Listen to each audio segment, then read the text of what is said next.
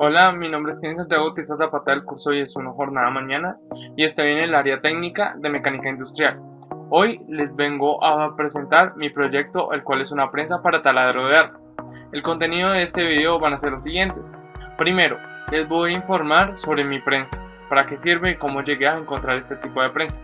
Segundo, les voy a mostrar los planos generales de esta prensa y cómo llegué a hacerla. Y tercero, les vengo a mostrar el procedimiento para hacer esta prensa. Así que acompáñenme en ello.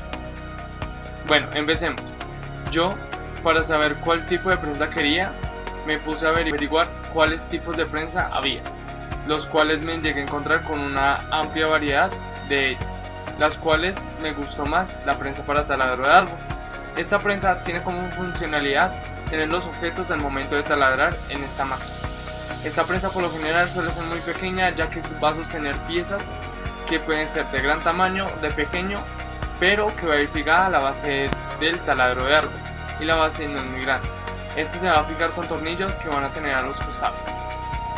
Ya teniendo más claro cuál es su funcionalidad y cómo llegué a encontrarla, les vengo a mostrar los planos de mi prensa. Así que vamos a ello.